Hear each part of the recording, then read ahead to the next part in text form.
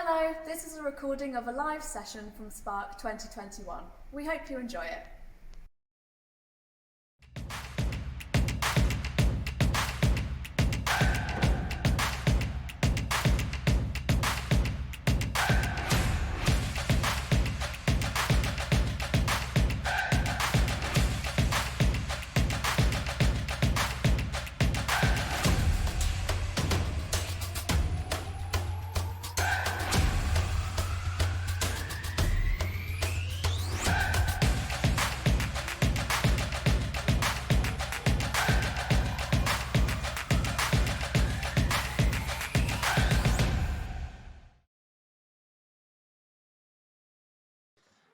Hello and welcome to the first session of Spark 2021.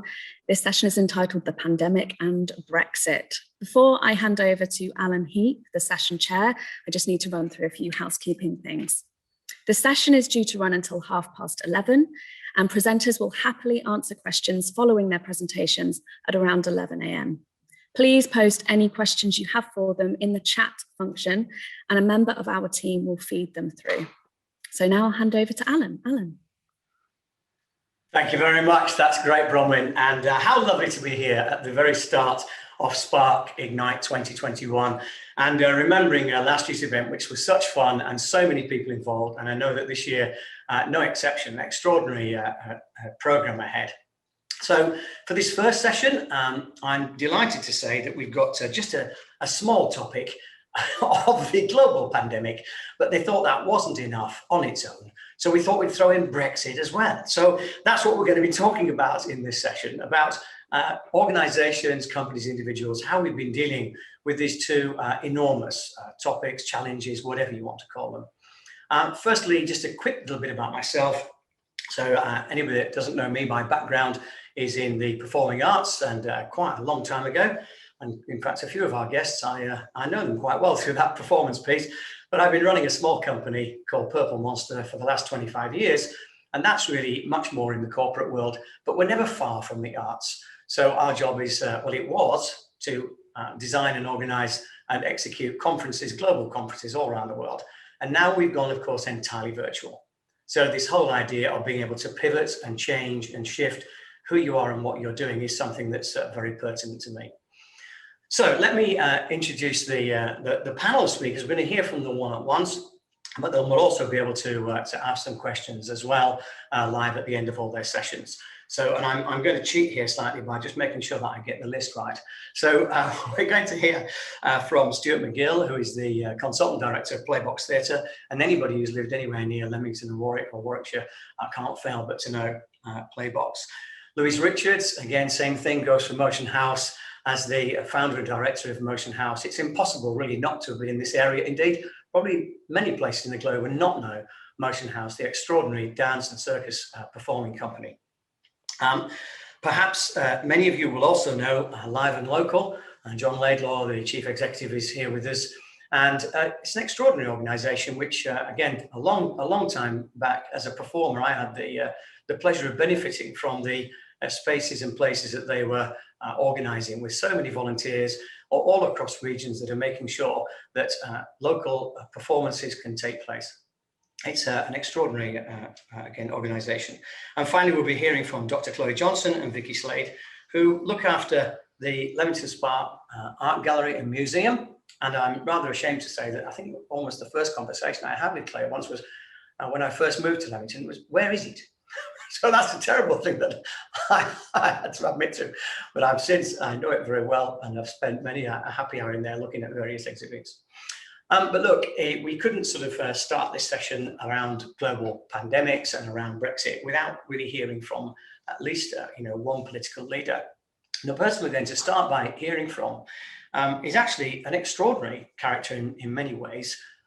So first of all, I'll give her a proper title, so Caroline Dinenage, MP, but really she's also known as Lady Lancaster of Kimbolton.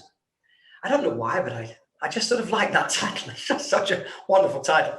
But more important, she's the Minister for Digital Culture, Media and Sport.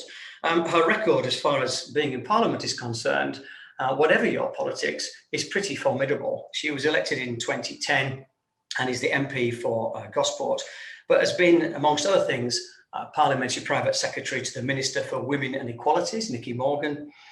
She served as the Parliamentary Under Secretary of State and roles at the Ministry of Justice, the Department of Education. She then went to the Department of Health and Social Care, and she did an enormous number of things when in that department. And if you want to look at her record, then I'm sure you can do. And she is now, in this last reshuffle, as I say, been appointed the Minister for the Department of Digital Culture, Media and Sport. Just one small thing that most of you won't remember this, but as a child, there was a television program that I watched and that I really enjoyed a great deal. And Caroline's father was the presenter, which I think says something more about my age than anything else, but it was called How, and the gentleman concerned was Fred Dinenage. So there's just a little bit of interesting history. But first of all, let's hear directly from the Minister for Digital Media, Culture and Sport, Caroline Dinenage. As the Minister for Digital and Culture, it gives me a huge pleasure to open the first session of this incredible event. We're due to hear from a brilliant lineup of speakers from a touring dance circus company, a youth theatre and a gallery about how they have all adapted to the events of 2020 and 2021. But of course, it would be remiss of me not to congratulate the District of Warwick for their exceptional work to ensure Spark 2021 Ignite goes ahead in this incredibly difficult period. Warwick District is home to an exceptional cultural and creative hub and a wealth of creative talent. This includes micro businesses in the performing arts and the visual arts, design and marketing sectors, but also large global businesses like Ubisoft and Sega. In 2019, this talent contributed £500 million in GVA to the district's economy. The district is contributing to the fantastic success story of the UK's creative industry. The sector contributes close to £115.9 billion to our economy, and before COVID was growing at 3 times the rate of the rest of the economy. I believe that culture is fundamental to this nation's identity, to how we're perceived overseas, and to the strengthening of local communities right across our country, including places like the District of Warwick. Now, we know the COVID-19 pandemic has had a hugely damaging impact on our economy and indeed our way of life, but very few sectors have been hit harder than the cultural and creative industries. Things like museums, galleries, music venues, cinemas and theatres have closed, and tours have been postponed or cancelled. Very large swathes of UK cultural organisations have gone into near hibernation, and I know that this is as true in Warwick and the surrounding towns as it is in places right across the country. And that is why I'm proud to have been part of a government that did act decisively when it saw these sectors imperilled. We provided an unprecedented £1.57 billion package of support that's already helped well over 3,000 organisations and protected around 75,000 jobs. And that includes the Royal Regiment of Fusiliers Museum in Warwick District. Now, this is in addition to other things, the Film and TV Production Restart Scheme, workplace guidance for sectors such as performing arts, and very extensive cross-economy support for businesses and workers, things that include the Self-Employed Income Support Scheme and the Coronavirus Job Retention Scheme. But it's not just in responding to COVID-19 that we're acting to ensure that the UK's culture can continue to thrive for many, many years to come. We delivered a comprehensive trade deal with the European Union, and we've ensured that the UK is free to negotiate new global trading relationships while maintaining a close relationship with our nearest geographical partners. But it's clearly really upsetting that our proposals for ambitious arrangements for performers and artists to be able to work freely across Europe were rejected by the EU. Of course, we continue to work with those in the creative and cultural touring sectors and with our partners in EU member states on these new rules. We want local bands, DJs, dancers and actors to be able to travel with confidence in Europe earning a living, learning their craft, and sharing their amazing creativity with as wide an audience as possible. And to that end, my department, DCMS, has established a working group with other departments and sector representatives right across these industries to work through the new issues facing touring performers. Our membership includes organisations like UK Music, the Creative Industries Foundation, UK Theatre, One Dance, among a number of others. So for creative and cultural professionals across Warwick, Leamington, Kenilworth and the wider district, please do encourage and engage with your sector organisations, and we can work together to ensure that everyone gets the clarity and support that they need. We know the sector clearly faces significant challenges in the short term, but it is important that we look at the long-term future and how we return our sectors to their exceptional pre-pandemic success and growth. And I'm delighted to see the District of Warwick is already ahead of the curve with its creative framework. It recognises the importance of accelerating the growth, the productivity, and the impact of these vital sectors. We should capitalise on the creative industry's strengths. Over the last 2 years, the growth of digital audiences for things like video games, film and TV content has obviously skyrocketed, and international consumption of UK-made content has soared. It is vitally important that we build on this incredible success. We will continue to work very closely with the sector to ensure that creative industries are represented and supported in the future trade agreements with all the global partners that we are looking to strike. I'm sure we're in for a great event, and I hope it inspires you to keep on innovating, to keep demonstrating the fantastic nimbleness of the creative industries to adapt and ultimately to thrive. Have an excellent discussion and a great day. Well, thank you very, very much indeed to Caroline. And yes, I hope we do have a great day, a great week, and I'm sure we will with the topics and the people assembled. And no matter what your views about the government, one thing is for certain, that right now, if you're in any kind of authority position, what you're probably doing is talking about funding and rescue packages and all the ways and means in which people need support. I'm going to introduce the first of our guests now. I think it's fair to say that certainly first-hand experience in talking to Louise on a number of occasions right at the beginning of the pandemic, that Motion House have been affected probably, more than most. Louise, I'm sure, will say more about it. But first of all, just to say a little bit about Louise. Motion House was founded in 1988 by herself and Kevin Finnan, MBE, and as it says on my sheet here, they produce world-class dance circus productions that tour the globe. I've seen many of them, been privileged to be there to watch them, and it's an extraordinary company that does extraordinary work. Full-length productions in theatre, outdoors. Some of the outdoor productions are truly remarkable, incredible, amazing things. So what happens when a global pandemic comes along, or indeed Brexit? How do both of those things affect a company such as Motion House? So less from me and more from Louise. Let's find out exactly that. Louise, over to yourself.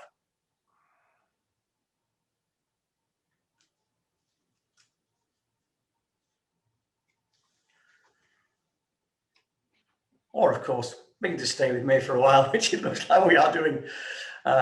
So I'll just check again that we're able to go live to Louise. Yeah. There you go. Thank you very much for having me. The perfect storm of the pandemic and Brexit could be discussion for a full day, a week, or many months. But I hope I can contribute just some food for thought over the next several minutes. Carolyn Dinenage rightly celebrates the extraordinary place that our district has carved out for itself in the wider UK cultural ecology. We are home to an incredible array of artists and creatives working across media and form, with a council punching above its weight in its confident engagement with and focused strategic support of the creative sector. She mentions the economic contribution to the district and also the UK economy, but what we must also focus on and celebrate is the role artists play in communities on a micro level, locally, nationally, and through international connections and exchange. As Alan says, I founded Motion House with Kevin Finnan back in 1988, and we have always been based in Leamington. Over the years, I am really proud to say we have created a vibrant, trailblazing and world-renowned dance circus company, employing our performers year-round, delivering a wide range of performance experiences, both indoor and out, from large scale to small, both intimate in nature and of global impact.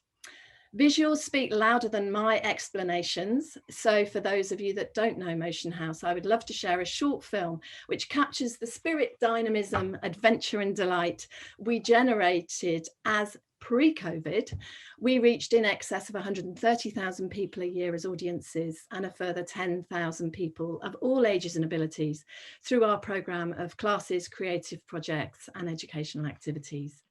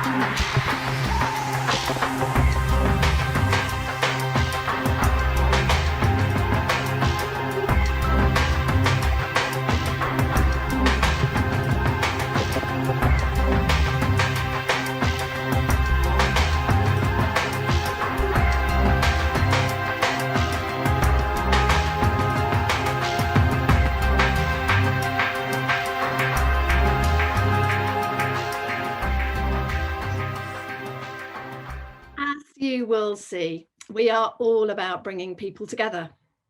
It's why we exist. As a live art form, our focus for 3 decades has been about reaching the widest audiences, exciting them through the thrill of the dancer's abilities, but also moving them, encouraging new ways to view our world through the themes and content of our work. As with so many sectors, COVID-19 caused the total cessation of all live arts, and for us, all of our touring, as well as our programme of classes and projects at our studio in Spencer Yard. It is a year since we performed in public, and a year since we have generated any earned income. We are, fortunately, a member of the Arts Council's national portfolio of funded organisations, but that funding typically accounts for around 30% of our annual turnover, with the vast majority of our income coming from fees related to delivering our core activities. Pre-COVID, we grew from 750,000 turnover to 1.3 million in only a year by focusing on investing in capacity to meet demand. And we were on a clear trajectory to increase that growth year on year, focusing on our role as supporters of the local creative community, mentoring emergent artists, offering a ladder of opportunity to children and young people through our classes, inspiring the next generation of makers, performers, collaborators, and critically creating jobs for artists. But most importantly, we were giving our audiences great entertainment, thought-provoking content, and a deep sense of a shared experience. It's shared experiences that shape communities. Pre-COVID, we almost doubled the number of projects we could deliver, extending the vital reach of our work and creating more and more opportunities to engage as audiences and participants. This has, of course, ground to a halt, and we have been very grateful to benefit from the job retention scheme to maintain a reduced core staff team. Whilst, yes, 1.57 billion has been made available to arts and culture for COVID recovery, many have not had that aid as yet, especially freelancers who are at the core of the arts. We as a company have not as yet benefited. Our model had allowed us to build reserves, in fact, because we saw the Brexit fallout coming and wanted to prepare. Those reserves have sustained us this year.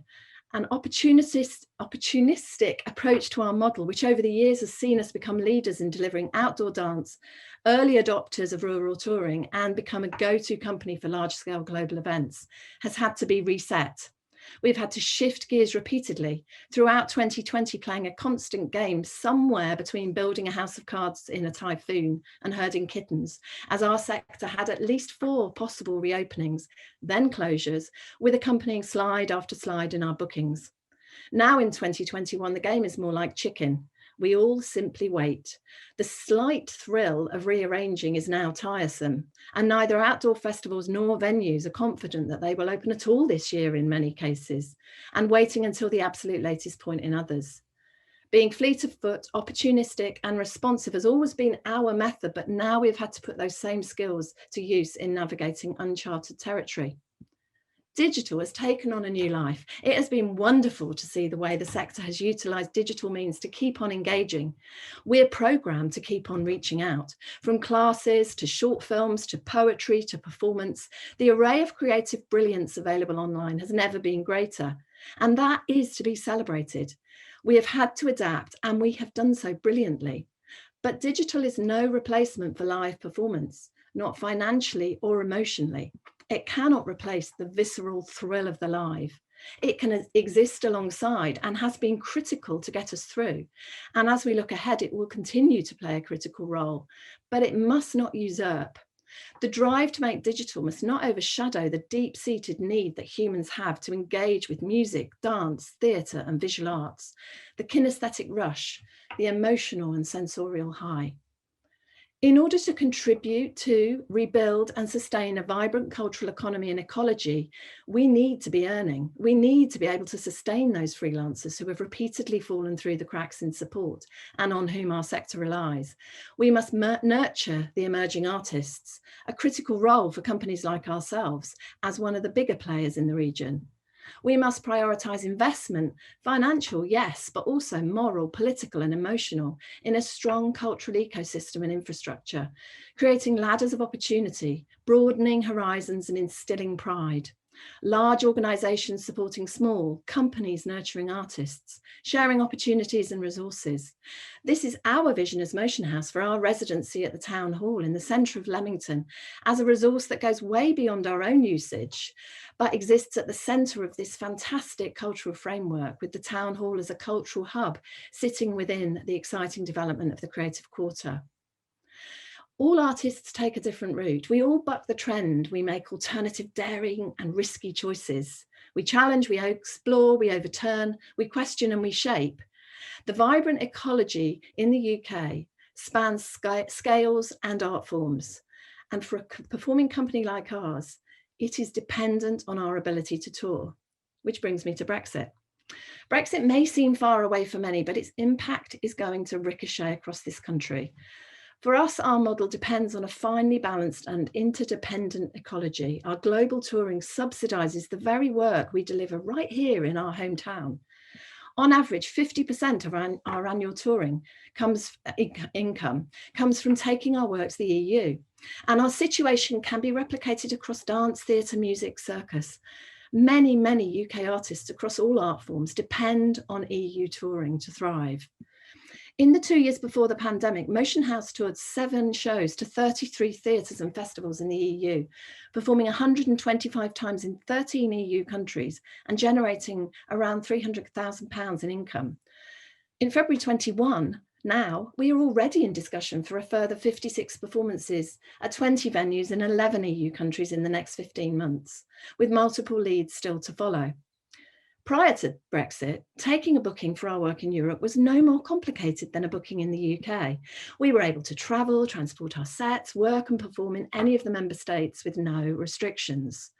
Now there are a series of problems and barriers to our markets in the EU in moving our people, our sets and our equipment.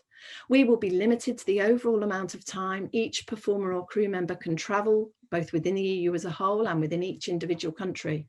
We have to navigate the different requirements of every member state, which all apply different approaches for non-EU workers generating earned income within their countries, setting their own rules regarding waivers, visas, work permits and maximum working days allowed. In addition to in-country limitations, we must also monitor how much time every company member spends in the Schengen area, potentially even including their holidays. This is because UK nationals only have the right now to travel to the Schengen area for 90 days out of any 180, which could put us in the position of having to refuse work. Large amounts of admin and costs will be needed for every potential booking as we work out if we can respond to demand across the EU and stay within the permitted working allowances of every country. And currently there is little clarity on any of this. Even country embassies themselves are unable to give us clear information on their rules.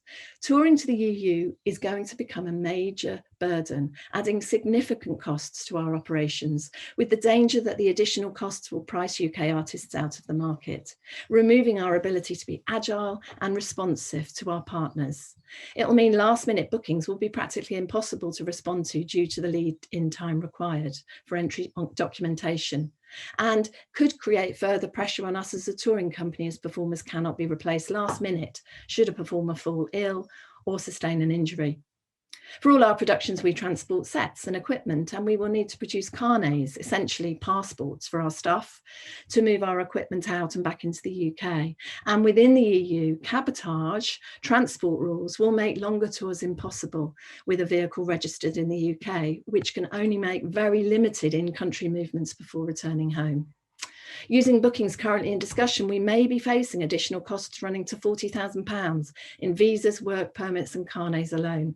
And in many countries, we'll have to pay additional taxes, possibly between 17 and 24% of our fee. We risk losing our connections with European promoters and festivals, who may in turn look to EU artists rather than face the complexities of working with the UK artists. We'll be facing barriers to a core market exactly when we are trying to rebuild post the pandemic. So what can we do? We are determined to find a way through. Music has been a powerful voice since the beginning of January, and it was really frustrating to not see the views of the wider sector represented early on in the media. So we wrote our own impact statement to contribute to the national dialogue. As a result, I was asked to be part of that parliamentary briefing group that Caroline Dinenage referred to, briefing MPs for those discussions. Subsequently, I've been asked to join the 8-person Carry On Touring steering group, which is the public-facing national umbrella campaign for all those affected by the need for a free cultural work permit to allow free movement for touring artists.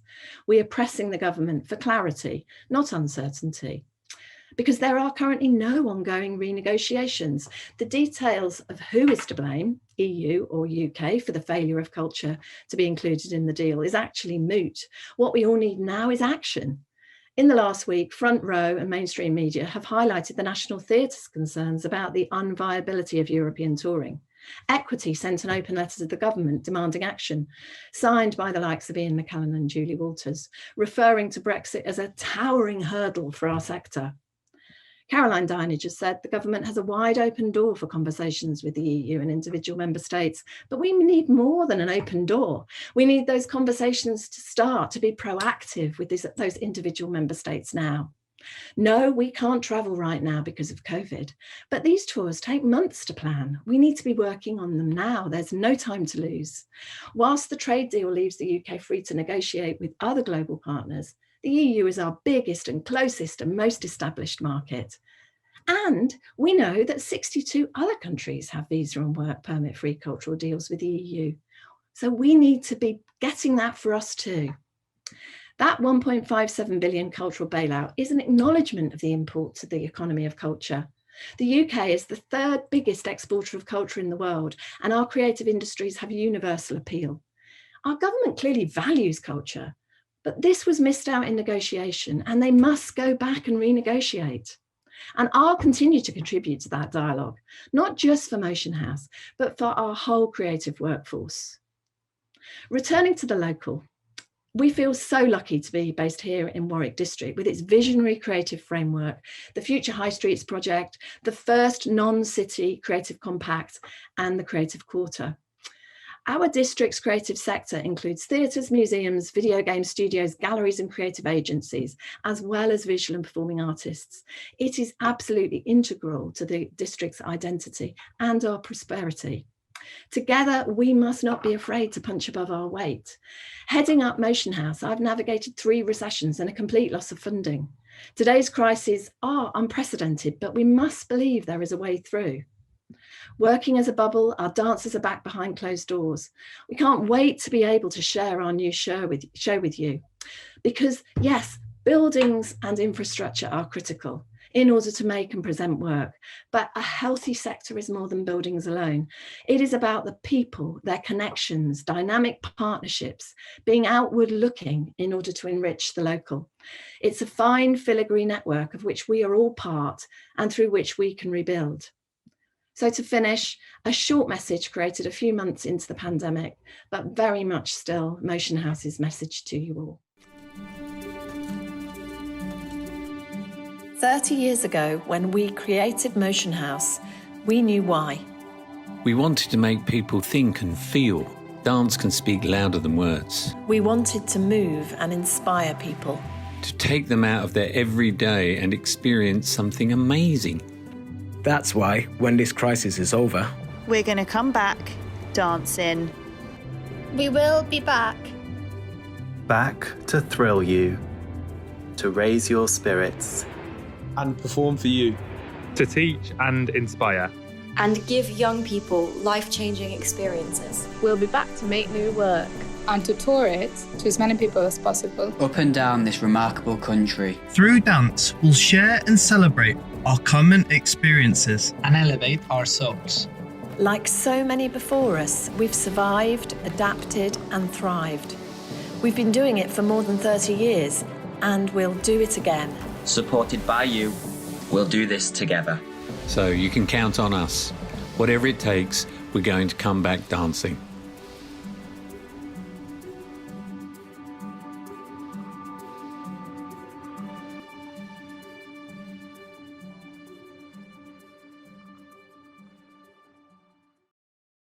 That's great. Thank you very much indeed, Louise. And I wrote down some wonderful pieces there as you were talking, especially the idea that we have a fine filigree of a network, this idea that we're all connected. And indeed, Warwick District is an extraordinarily vibrant area for all of the arts, but not just the performing arts, but indeed, fine art and all those other things. It's a fantastic area to be in. We're so very fortunate. But we clearly also have to do something now about where we're at. And I can't begin to believe the headaches that you're tackling, Louise, and it's extraordinary that you are doing so. As a tiny organisation ourselves, we interact mostly with corporates. And just one small thing that we ran recently, a virtual event, all our events are virtual, but they wanted to have some awards sent. So we sent them on the 18th of December. They're not there yet. they set off and they're due in Prague at some point. Terrific. I think I might have to just drive them there myself. It'd be a lot easier. But thank you to Table Art, again, one of the local companies who created the wonderful awards, but they're not there. Let's move on. Louise also talked about next generation, the next generation of artists, the next generation of performers. In other words, the youngsters that are coming up, what are they doing? What are they seeing? And I'm about to introduce, with tremendous pride actually, our next speaker, Stuart McGill, who founded Playbox in, I think, am I allowed to say that, Stuart? 1986, it says here. You're not that old, so it can't be possible. But it is worth saying that both of my children came through Playbox and benefited extraordinarily in the way that they were able to gain confidence there. 25 and 23, both performers with nowhere to perform. But I'm delighted to say that in the last few weeks, they've created from scratch an audience of about 100,000 on TikTok by doing comedy and performance and fun. And how do they know to do that? Because they went to Playbox. Playbox is an extraordinary place which celebrates the potential of all young people, both as performers, as producers, as artists, as audience. And I'll let Stuart say more about that, but it is a phenomenal facility and a phenomenal organization. So let's find out how Stuart and Playbox have been coping with, yes, Brexit and pandemic. Stuart, over to you. Thank you, Alan. Thank you very much. And thank you to the organisers of this year's Spark for inviting Playbox Theatre to have a voice. I echo so many of Louise's thoughts about Brexit, but I'm not going to talk about Brexit today because for us it remains a question. We really haven't got any answers yet. As many of you have experienced, this past year has been both crucial and illuminating for us as a company, and also an opportunity to revalue what is our role. I want to open with a short film. It's an overview of what I'm going to discuss, and it sums up visually our crucial year.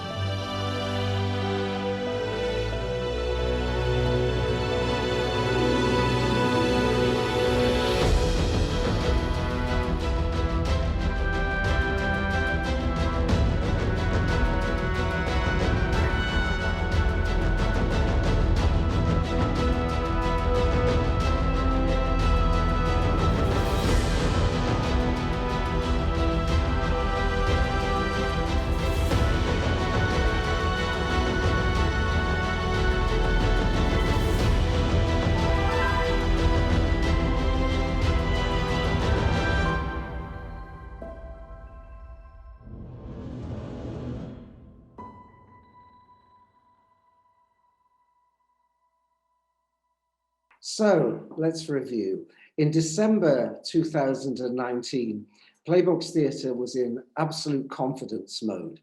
Our Christmas show, Gretel, was an original commission, new play for young people. It was fully multidisciplinary, fusing dance, text, movement, aerial work, and a visually complex surround with commissioned video design and an original score. We were proud to have a cast of 40, aged 8 to 18, presenting new work on our stage. Wonderful. For an organisation like Playbox, staffing is never enough. Christmas 2019, our establishment was pretty strong. We had an in-house team of core creatives, administrative staff, and even a graphics department, supplemented by a large freelance cohort of people and planned new posts for the coming year. We felt confident that going into 2020 with a fantastic slate of projects, tours, and a return to California to head a festival of creativity in Santa Monica in the autumn, it all looked good. Crash. We all remember Boris Johnson's March diktat. When I was invited to speak, I said to Jonathan, I must be positive. I can't go into 2021 feeling negativity. And it's not easy, is it? It's not easy. Last March, in a moment, the whole Playbox organization, as Alan quite rightly says, founded in 1986 and never stopped, came to a halt. Symbolically, the ghost light was illuminated by Richard on our stage, little touch of theatricality in the night, and all our plans collapsed. After the shock that all of us, I'm sure, have shared this past year, we began to consider our options for the future. We were committed to 1,500 young people who were with us, who had similarly been thrown into chaos. And our community of staff, freelancers, suppliers, maintenance, and the local neighborhood who'd responded so well and with such positivity to our new Play Square daily program, opening the theatre from the morning right through the day with activities. Sunak's job retention scheme was, of course, a godsend, as we could furlough our staff where possible and retain a core 4-person senior management team to guide us through uncharted territory. Almost immediately after closing the Dream Factory, donations began coming in, substantial amounts, to start a Save Playbox campaign. This was wonderful, and we knew we had much to do, but the support from families, alumni, trusts, foundations, Warwick District, who have played such a major part in keeping this company afloat, and those who believed in our work, it overwhelmed us. Absolutely overwhelmed us. Our campaign of fundraising took off, and we knew that we could just about hold on.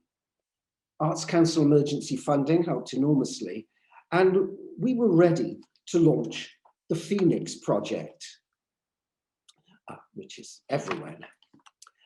After the shock we almost have shared, we looked at our options for the future.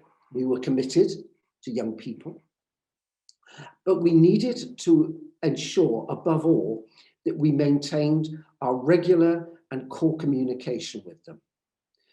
We began to develop a structured yet quite limited series of online programs, including the regular Friday chatterbox with professionals across all forms of the industry, joining us with anecdotes, advice, career notes.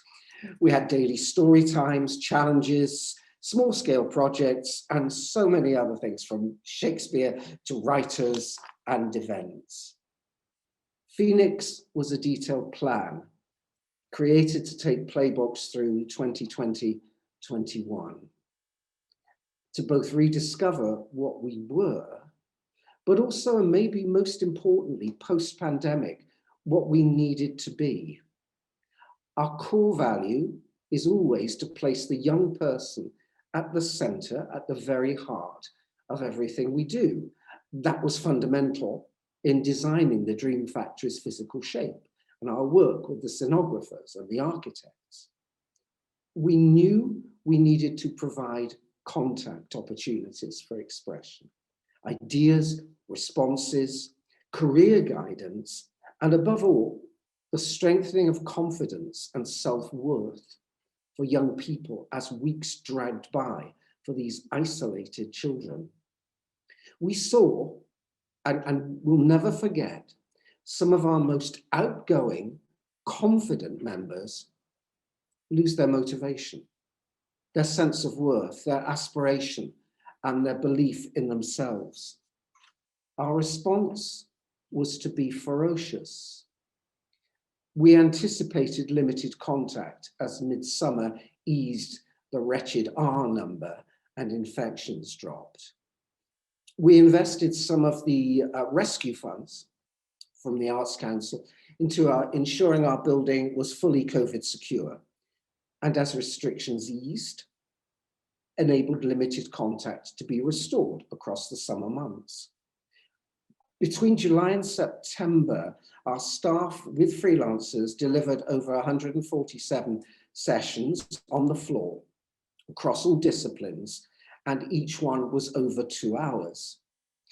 An outdoor space was improvised for informal presentation, and we hoped for a gradual return, commissioning video and visual design for an installation that would open up our main auditorium in the autumn to replace our planned programme.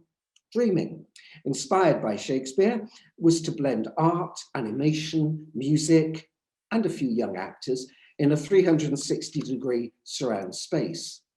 We opened it, it was well received.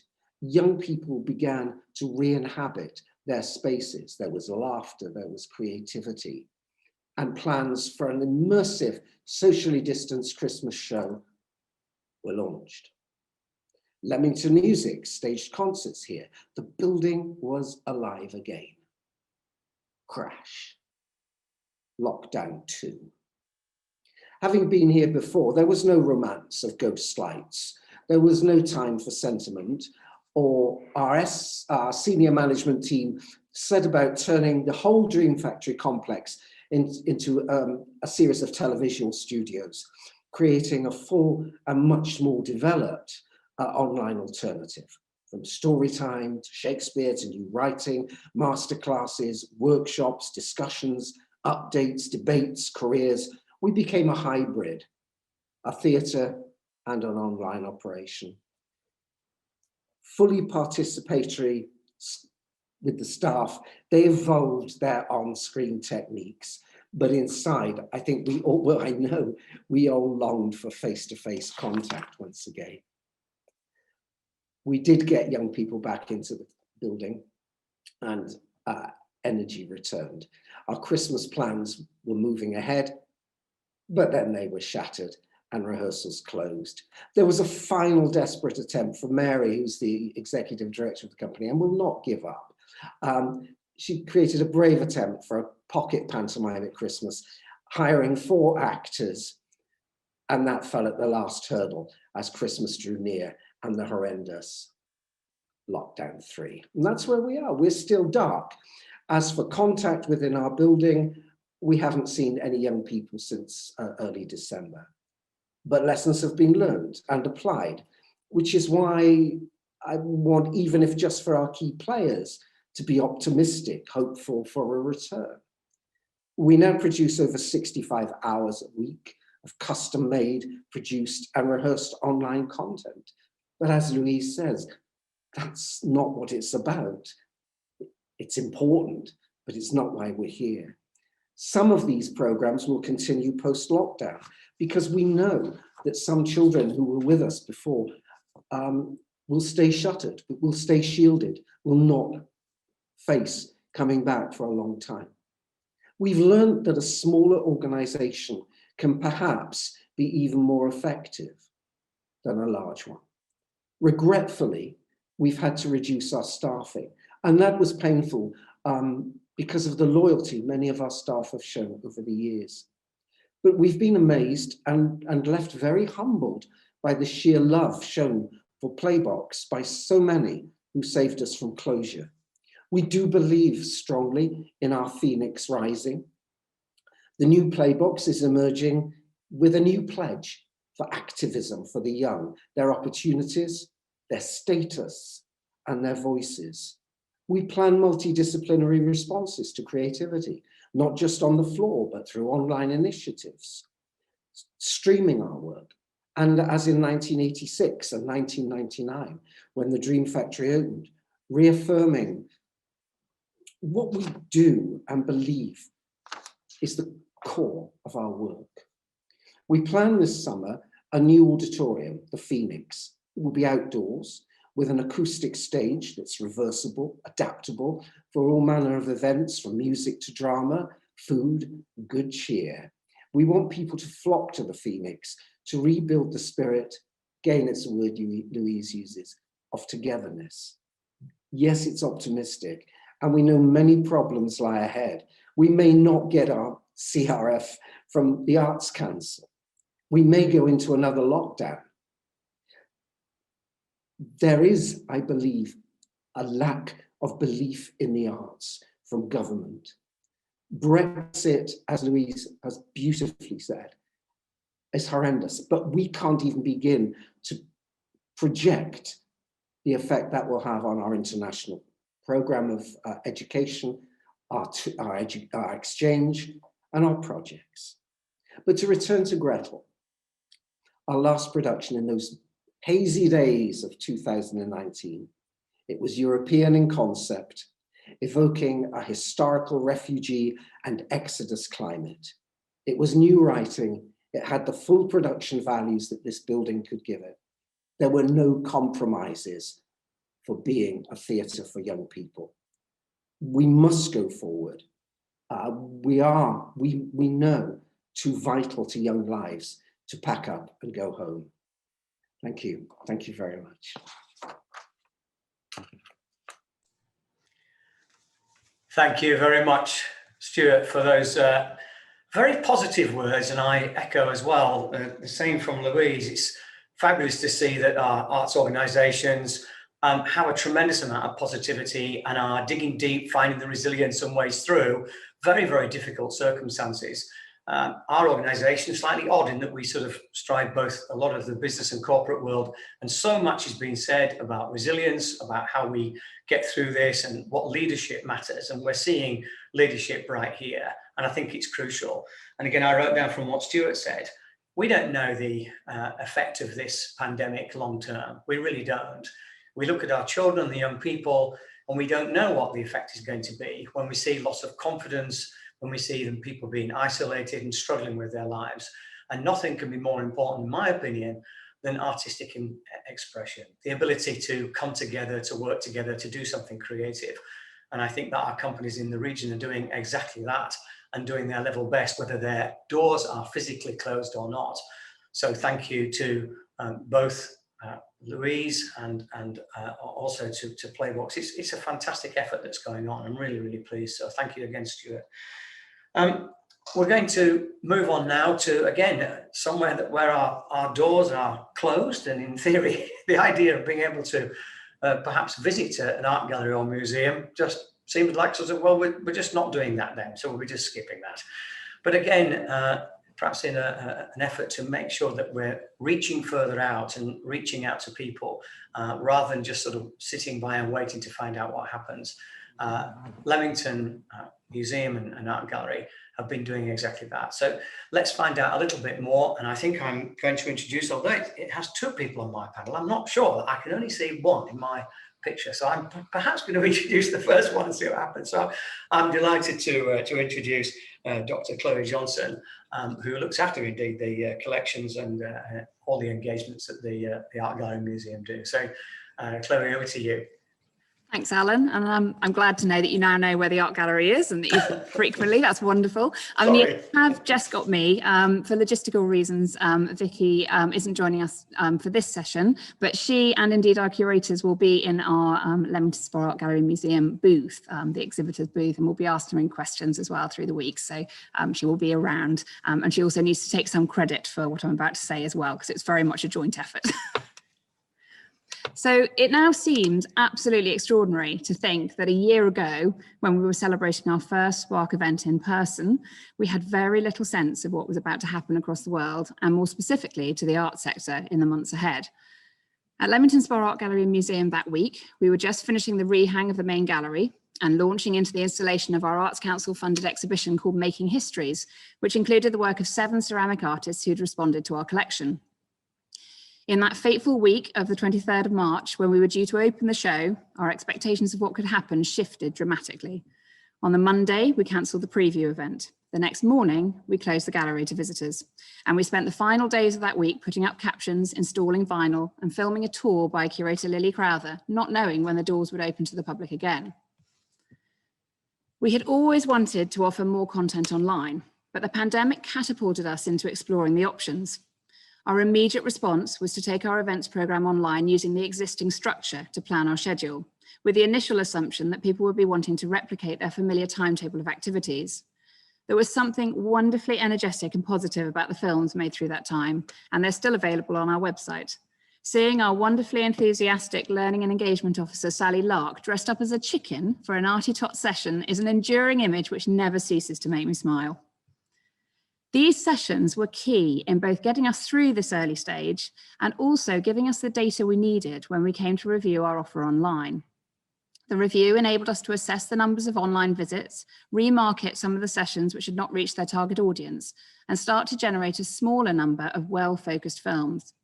This made our offer both more sustainable and more suited to the way people now access content. This data and the lessons learned fed into a funding application to West Midlands Museum Development for £5,000 to take our family-friendly offer online. Due to COVID restrictions, our Haddie's Family Gallery and other hands-on activities within the galleries have been closed, and this funding has enabled us to cater for this key audience group using digital technologies. We've worked with River, who have used photogrammetry to create 3D models of objects in the closed displays, and you can hear more from River in the next session. Our collection underpins everything we do at the Art Gallery Museum, and these virtual representations have been used as a springboard for a package of digital resources aimed at different family audience groups. There's an elephant-themed storytelling and craft activity for preschoolers, animations telling key stories from the town's history, Sam Lockhart's elephants, Randolph Turpin and the Spa Water for primary school-aged children, and a treasure hunt around Treston Gardens for when restrictions ease. We've also looked at using social media platforms to engage families with teenage children and young adults, including photo challenges, recreating artworks at home, and asking people to make memes from our collection. While venturing into this digital work has undoubtedly been a huge learning curve for the team, it has encouraged us to be brave and to experiment. The relatively lost cost nature of online engagement activities compared with their real-life counterparts means that we're able to try out new things without much risk. We have also benefited from the skills and talents of new members of the team who are more comfortable in this area. Natasha, our learning and engagement apprentice, has brought digital animation skills, while Kai, our arts administration apprentice, has entertained us with fun memes from the collection like this one here. A large part of what we do is caring for the art and museum collections. It's a privilege to work with such wonderful artworks and artifacts, and it has been very strange to be so removed from the very things that form the bedrock of what we do. Being freed from the pressures of exhibition cycles over the year has allowed us to catch up with work on our database, and perhaps surprisingly, donations and acquisitions have continued through the last 12 months. We finally opened our doors in mid-July with an official opening on Thursday, the 6th of August. While there had been huge disappointment not to be able to open the exhibition on time, we were pleased to have 2 fresh exhibitions ready to go. And this meant that we were able to concentrate on making the experience COVID safe. We had already changed over our air conditioning to providing 100% fresh air as required for working conditions during COVID, which incidentally has been an ongoing challenge with managing the temperature and humidity conditions required for our collection. However, there was much more to be organised before we could open up in a COVID safe manner. With only a small team of contracted front of house staff available to work and an intense cleaning rota in place, new opening hours had to be established. While entry, of course, remained free, we had to set up a booking system and could only be open for a 2-hour period in the morning and another in the afternoon from Thursday to Sunday each week. A one-way route through the building was established and clearly signposted with floor markings. This meant that social distancing could be in place at all times. Any handheld interpretation or activities had to be removed or reconfigured, and our art curator Jane Simkis set up a brilliant audio tour accessible on individual mobile phones. Having done all this, there was the further hurdle of encouraging visitors to return again. Despite a universal desire for life to get back to normal, as a nation we'd all become quite risk averse, and the necessary booking system was a further deterrent. We are very grateful to members of the committee for our friends group, FLAG, who took part in a film explaining the new way to visit and helped to reassure more hesitant visitors that it was safe to do so. After a few weeks, our visitor numbers were reaching capacity, but even this did not come close to our usual figures. Quite apart from the fact that we were only open for half the week, the Art Gallery and Museum would normally welcome around 370 people each day. With social distancing measures in place, we could only welcome around 45. To make up for this, we had adjusted our exhibition and display programme, keeping the exhibition open until the end of the year and planning longer exhibition runs through 2021 and even 2022. We had also to substantially adjust our display programme as we'd lost many of our spaces for small displays because they acted as pinch points within our one-way route. We're used to making sure that there are feasts for the eye at every turn and making the most of every bit of space we have, but this doesn't fit with a COVID-friendly layout. I'm proud to say, though, that we have not yet had to cancel any plans, although many have been postponed or adapted, and I cannot overstate how grateful we are to those we've been working with through this period, who've been incredibly flexible, positive and creative as we've worked through each challenge. Dreams of staying open in this way were shattered on Thursday, the 5th of November, when, having been open for a total of 64 days over 4 months and welcomed 1,975 visitors, we closed our doors again as we went into our second national lockdown, from which we emerged into Tier 3 and then went into Lockdown 3. Our adjusted plan was adjusted again, and our curators and art technician are now working hard to ensure that when we can open, we shall have in the main gallery a stunning display called A Picture of Health, which shows off our collection of art with a medical theme, alongside a huge and extraordinary piece of installation art called iDNA, created by Stamp Theatre and Media Productions alongside Warwick Medical School. And in May, we plan to also open a beautiful exhibition called Modern Mercia, which explores the creative links between Leamington and Coventry in the years following the Second World War. The 12 months we have just gone through have been extraordinarily challenging. In that time, we've welcomed 2 new members of staff and have all had to contend with personal issues, ranging from the rigours of homeschooling, the loneliness of living and working alone, to dealing with COVID itself or concerns for family members at risk. Through all this, though, there has been a positivity and a resilience, both in our team and across the arts sector, which has lifted us all at the times we have most needed a boost. Thank you. Thanks very much indeed, Chloe. And yes, it's great to just sort of get suddenly caught out by the thank you moment and find yourself that it's you again.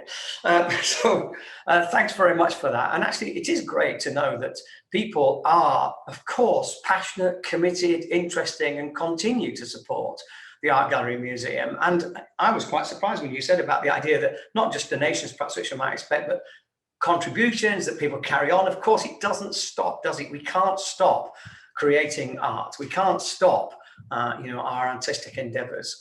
And our final guest on this panel, I'm sure, can be testament to that on a really sort of wide level in terms of things that Live and Local support.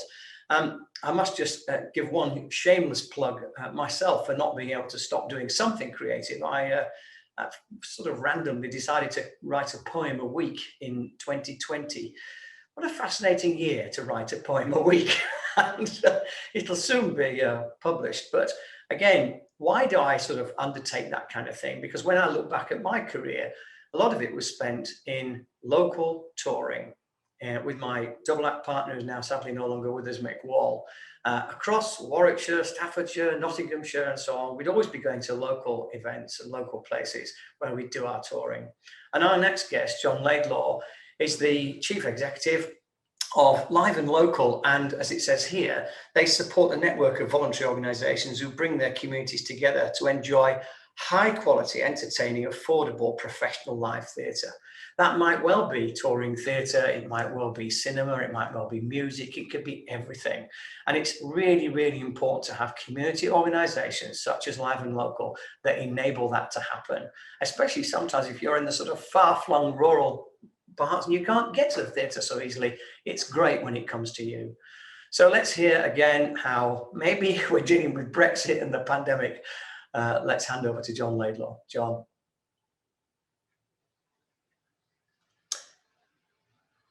John, if you can hear me, you're on mute, John. My staff are going to be laughing at that one a lot. Alan, thank you so much for your very kind introduction and what you said earlier as well. I'll add to what you said by doing a bit of a pen sketch of who we are and what we do. We're based in Warwick. We have been since 1994. We're a team currently of 12 people. And we're a national portfolio organisation of the Arts Council, and we're also funded for our sins by 35 other local authorities, including Warwick District Council, and we work across 7 counties from Lincolnshire in the east through to Worcestershire in the west, and Nottinghamshire and Derbyshire and Staffordshire and Rutland, I must remember Rutland as well, and Leicestershire. We're one of 35 similar organisations across the United Kingdom, and we've got quite a lot of international and other national links as well. It's worth noting that in Warwick District and across all of our area, there's about 20% of the population lives in rural communities. And as Alan said, not everybody has ideal or excellent access to high quality professional performing arts. How do we do it though? And this is the difference between us and some of the other organisations that you've heard from or may know of locally. Our USP, or our principle, our way of working is that absolutely nothing happens without a community organisation choosing to take part and choosing to take those shows or activity.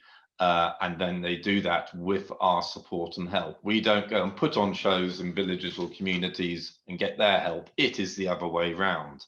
And that is a highly important concept and principle about how we work. And I think has helped us through this last year enormously and will help us going through to the future. It's not just about a good night out. It's a social opportunity. It goes right across social backgrounds. It's particularly effective in introducing new arts audiences and infrequent arts attenders to arts activity. It crosses social borders and boundaries. It focuses on social interaction right the way through the process, from choosing the shows and running the shows and afterwards. The process reduces social isolation and loneliness.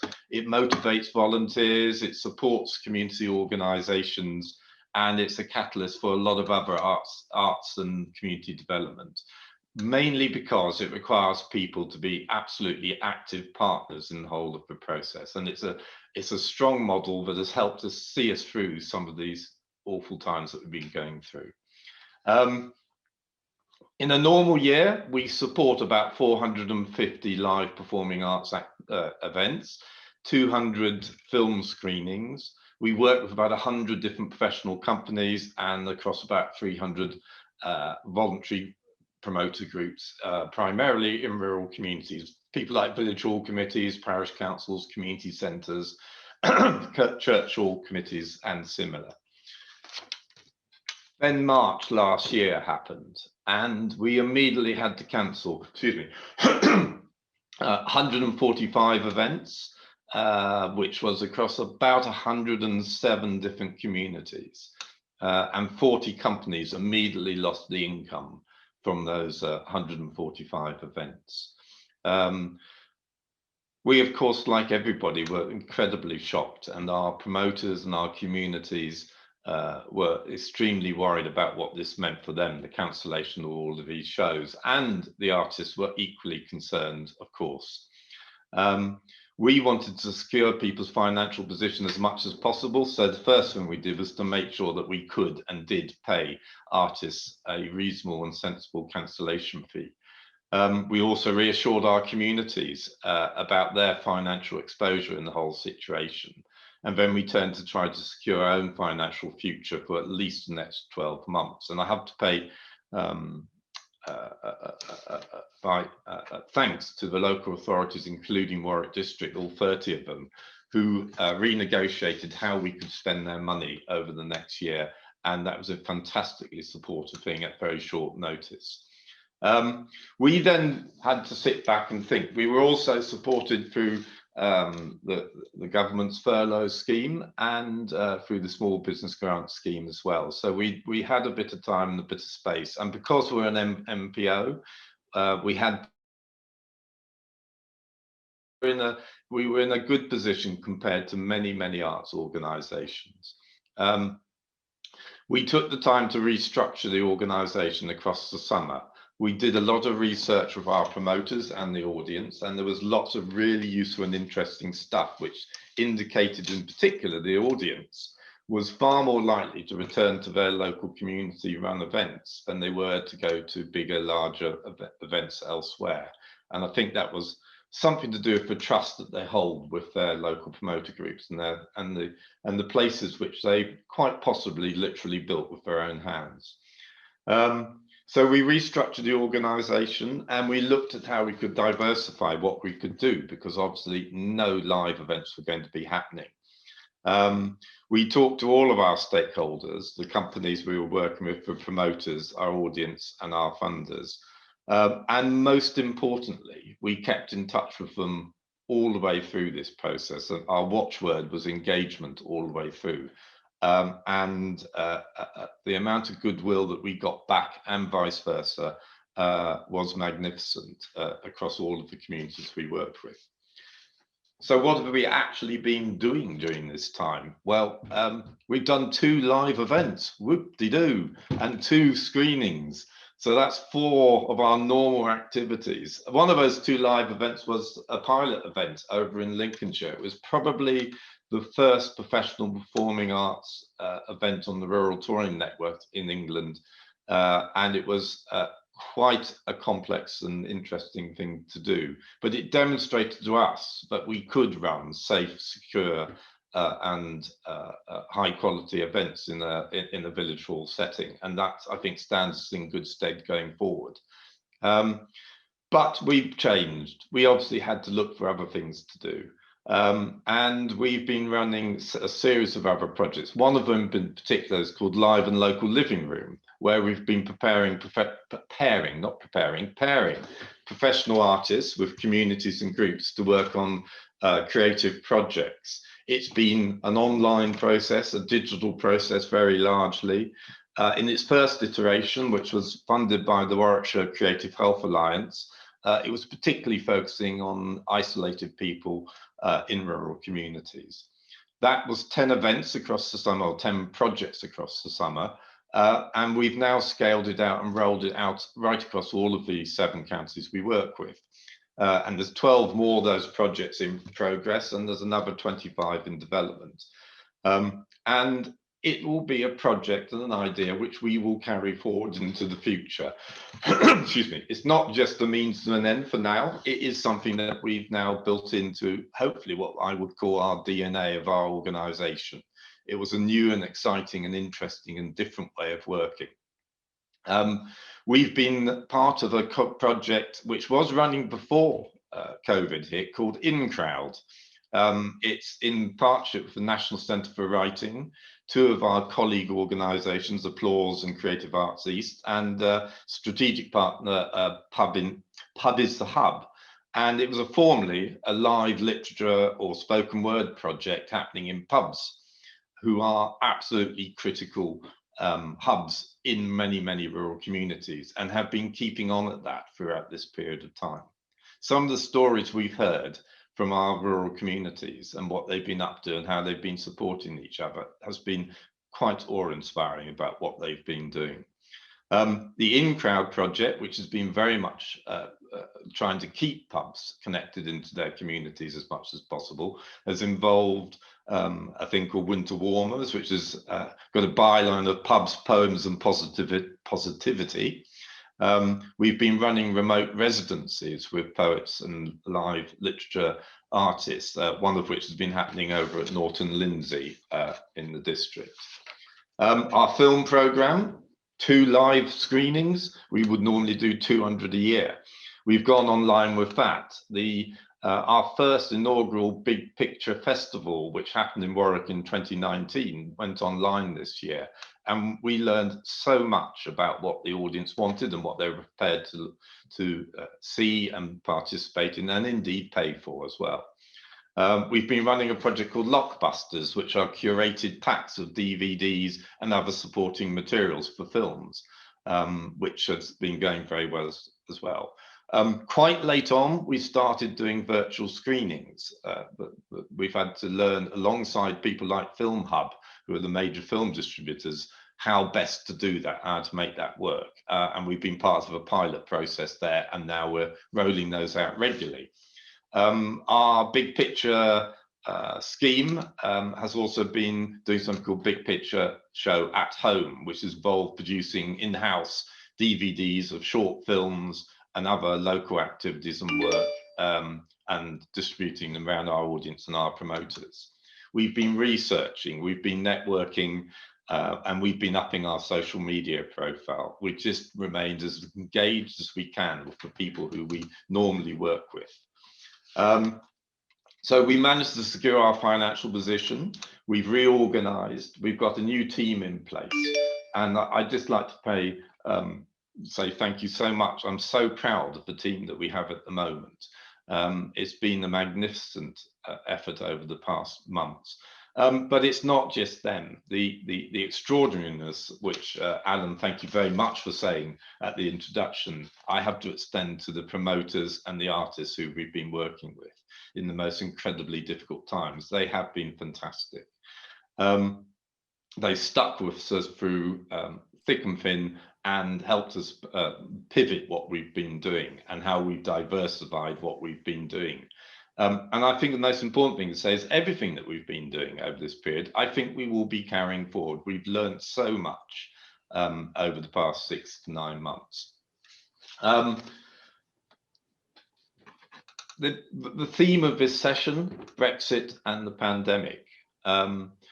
I wondered what I was going to say about this, and I remembered from years ago, one of the local community groups actually in this district said something to us about what we do and how we work. And they said that Live and Local helps their community breathe. And I've always really liked that metaphor for the way that we work, the way that it's a two-way process, a gentle but vital two-way process in the way that arts and us and human beings behave towards each other, that lovely thought of breathing in and out. Frankly, I cannot see that Brexit in any way helps that breathing process.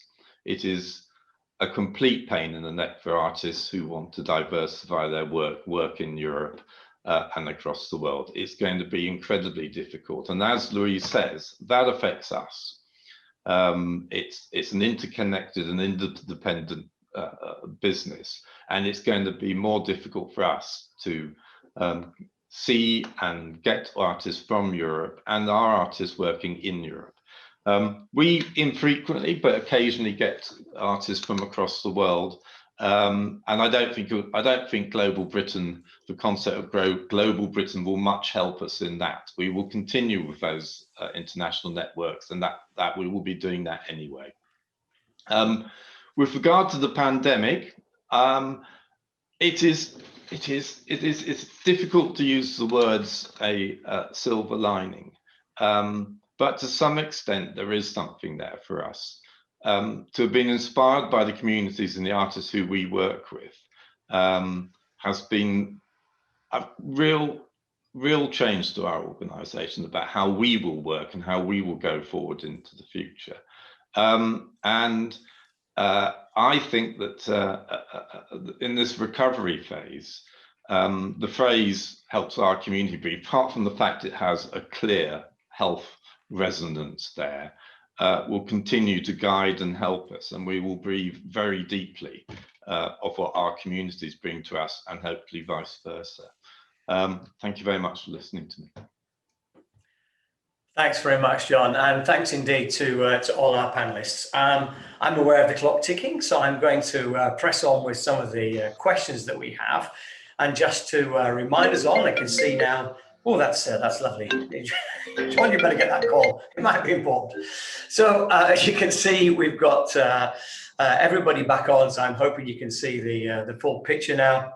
So you can see Stuart and Louise and John and Chloe and myself. So I'm going to begin with a question that seems, I guess, pretty all-encompassing, makes total sense to me, and I'm sure just, undo your microphones, everybody. We'll just kind of do this as a free-for-all.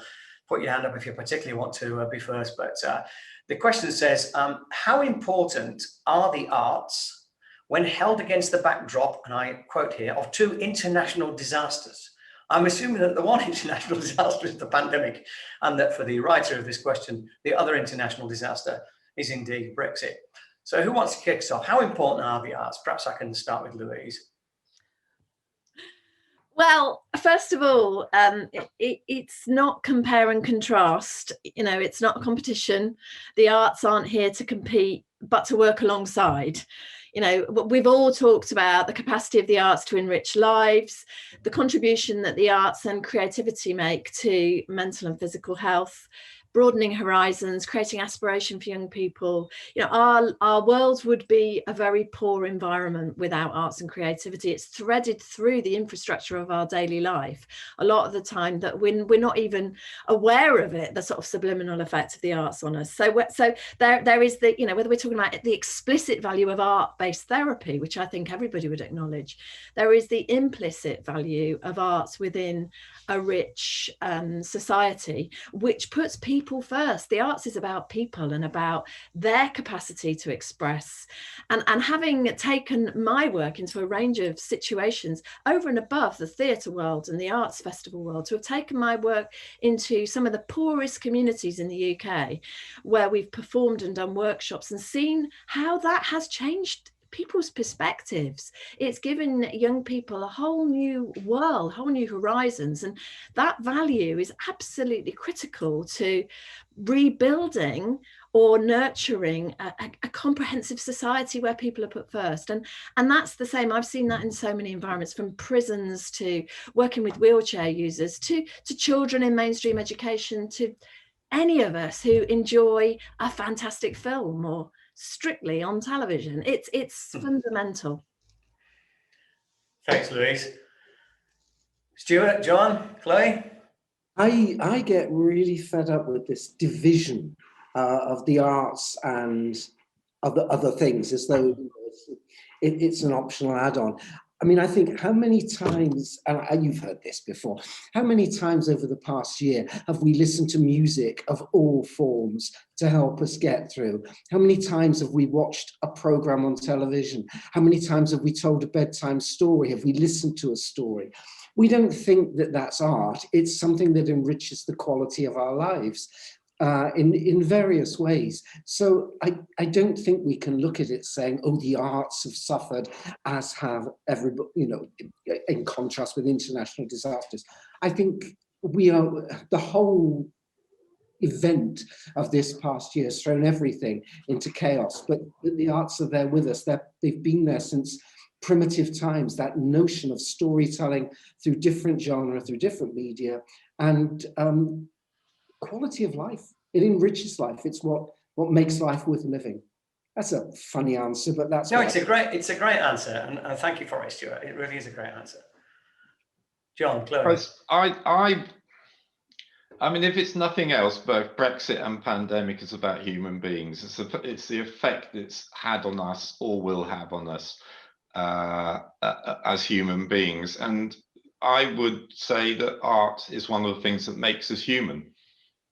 And therefore, it will play a part in dealing with the outcomes of both of these international disasters. I think I would echo the questioner's inference in that. I mean, art reflects our lives and it affects our lives. So yes, how important, right up there, right at the top. I happen to know, because I know Chloe, outside of art galleries and museums a little, I know that she's got, well, I'm not quite sure how many children homeschooling, but not a small number, let's put it that way. How important has art been in their lives and in your collective life, Chloe, at home? Well, I have 4, and I should say several of them have been involved in Playbox, and they are all huge Motion House fans, and we need to get them a bit more involved in seeing some of the live and local things. But yes, in our house, they can't really avoid it. They do have a mother who kind of encourages them to do quite a lot of the creative things. But no, it is really important. And it's interesting that actually the things that have kept them going have been, activities that they've had through school. They've been a lot of creative things. And at one point I mentioned that we did some wonderful things online, and Sally, who you saw dressed as a chicken, did some fabulous activities. Actually, they were for adults as well. They weren't particularly designed for children, but she did some clay activities, and we were lucky enough to have some clay. And so when things got tough, actually, the kids would come and just sit at the table and just make something. And it was when they were finding things really difficult. And it was really interesting just watching that process and seeing, that was just completely instinctive. And yeah, I think we're going to need this, we're going to be going through a period of recovery that will go on for a long time, and the arts are going to be vital. And I do think sometimes they're the invisible things. People don't necessarily realize that things are arts. They sort of, they do creative things, but they think, oh, that's not the same as going to a gallery or going to a performance. But I do wonder whether actually the people have missed things. People have actually started to recognize the things they're really missing. People are missing live performances more than they even realize. When it was easy for them to go, then they thought it was a wonderful luxury. But actually now people are really beginning to realize how vital those are. So I hope that that's something positive that might come out of this. Great. I'm going to, because I'm just aware we've only got 5 minutes left, but I'm going to put the last 2 questions. I'm going to sort of mix them together. And that certainly resonates with me. I mentioned that my kids, 23 and 25 doesn't really count as kids, does it? But they still are young people, and they're trying to find their way. And I've watched them create. And that's been interesting. It's helped their mental state, without doubt, their creativity and the fun they've had together. The 2 questions I'm going to put together, one says about how can community work together to ensure that we continue to recover, to grow, to build. And a question that's just come in is, have we learned anything from the pandemic? And I certainly think, I know our company, we've had to change entirely from being face-to-face for everything to be virtual for everything. We've totally, as Stuart described, we built ourselves a live stream studio because we didn't have any choices. So that's where we are at the moment. Have we learned anything during the pandemic that takes us forward and actually makes us stronger in the long run? So what can we do that's together, that's collaborative, and what have we learned from this that makes us stronger? And if I ask you all to answer it one at once, and then we'll close the session. Louise, go on, kick us off. For me, it always comes back to the community, and both in terms of the community in which we live, but our place within that community and the cultural community itself. As I mentioned, whether we're talking on a sort of hyper local level or on a national level. And I think that for me, one of the brilliant things that came out of the pandemic was, we've all talked about digital, so let's just go, yeah, we all know digital, wow, fab. But the other great thing that happened was the sharing of resources, whether physical or really the sort of the kind of the knowledge resource space. The number of kind of more sort of experienced artists that were offering free mentoring, one-to-one sessions, taking the opportunity to really kind of invest back into the broader infrastructure. And I think that's just been absolutely brilliant. And it's something that a lot of people have talked about doing, but have been too busy to do. So for me, I think that's something that certainly for me, I've always been passionate about upskilling the next generation, and that's something that both me as an individual, Motion House as a company, but the wider sector, I'd really encourage that they continue. Great. You mentioned young people, so Stuart, we'll come to you next. I'm going to keep it tight, I'm afraid. Yeah, keep it tight. Just never to take anything for granted again, and to keep fighting for the status of young people, whether you call them creatives or artists. Every young person has that within them, and it's our role with our colleagues to keep talking about how that status can be shared with everybody else, because it's often downplayed, the work of young people. So that's what I think we've learned and certainly reinforced. Brilliant. John?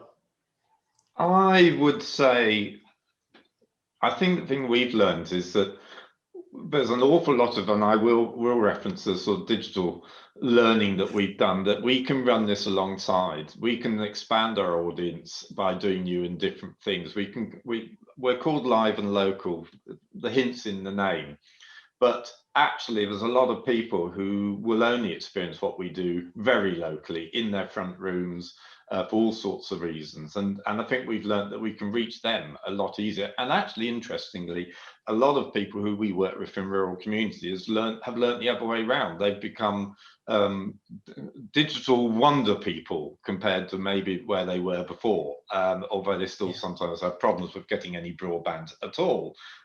So I think there's a lot of learning in our sector in both directions, and I think we're going to take that way. It's going to become part of the DNA. In terms of working together, I would say actually, and just because this is part of the compact, I think our experience seeing this come together in this week, it doesn't happen anywhere else across the 7 counties. And I think this is going to be a really important vehicle going forward, certainly for this district. I would look forward to talking to more artists from the district, and I think that will happen now. Chloe, I'm going to give you the last 30 seconds and then wrap us up.